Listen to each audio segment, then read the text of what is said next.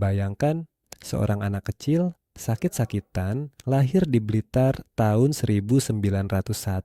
Siapa sangka anak itu kelak membuat bangsa sebesar Amerika dan Soviet menoleh padanya. Namanya Kusno Sosrodihardjo. Tapi karena tubuhnya rapuh, namanya diganti. Ia menjadi Soekarno. Orang Jawa percaya nama adalah doa, dan doa itu menjelma takdir besar.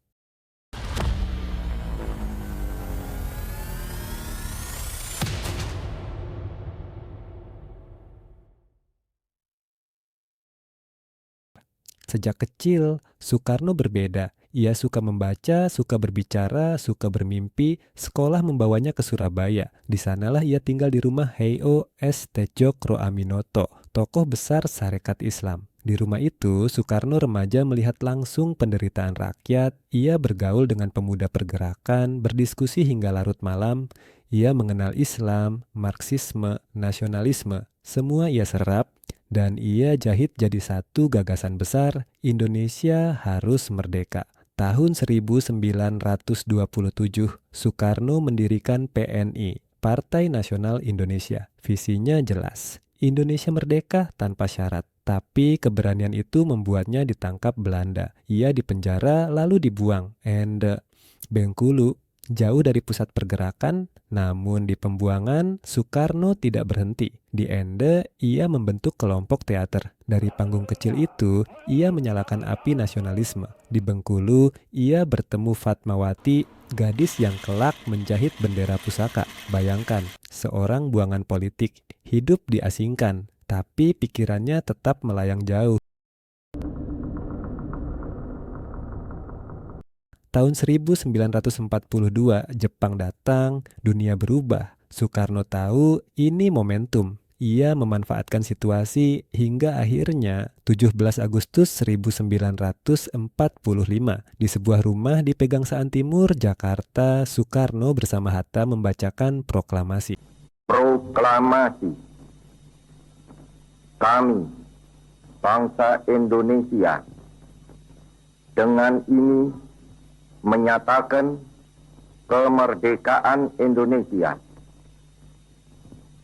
Hal-hal yang mengenai pemindahan kekuasaan dan lain-lain diselenggarakan dengan cara saksama dan dalam tempo yang sesingkat-singkatnya.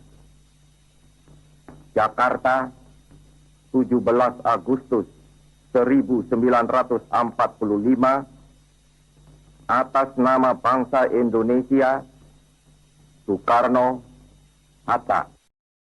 Sejak hari itu, Soekarno bukan lagi sekadar orator, ia adalah presiden pertama Republik Indonesia. Sebagai presiden, ia bukan hanya memimpin, tapi juga membangun ideologi. Ia merumuskan Pancasila, 5 dasar untuk menyatukan bangsa yang penuh perbedaan. Ia melahirkan konsep Nasakom, nasionalis, agama, komunis, 3 kekuatan besar yang ia coba satukan. Di panggung dunia, Soekarno tampil sebagai bintang. Tahun 1960, ia berpidato di PBB dengan judul To Build the World Anew. Ia berbicara lantang, seolah mewakili bangsa-bangsa tertindas. Bersama Nasser, Nehru, Tito, ia mendirikan gerakan non-blok. Indonesia berdiri tegak, tidak menjadi boneka Amerika atau Soviet. Tapi sejarah tidak selalu ramah. Di dalam negeri, ekonomi memburuk, inflasi menembus ratusan persen. Ia menyerukan Ganyang Malaysia yang menguras tenaga bangsa. Lalu datang 1965,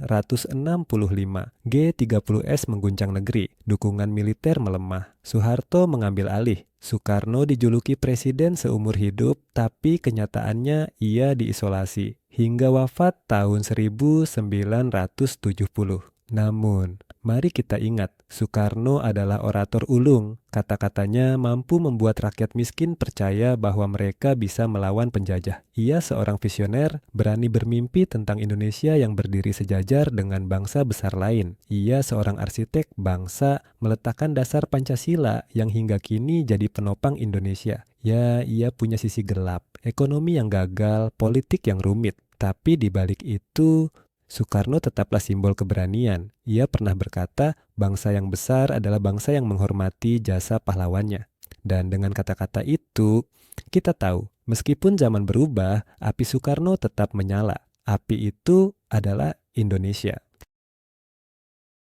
Bagaimana pendapat kalian tentang sosok Soekarno? Yuk tulis di kolom komentar, kita berbagi diskusi di sana. Kalau kalian suka video seperti ini, jangan lupa like, komen, subscribe, dan nyalakan lonceng supaya tidak ketinggalan video terbaru. Sekian dari saya, terima kasih sudah menonton dan sampai jumpa di video berikutnya.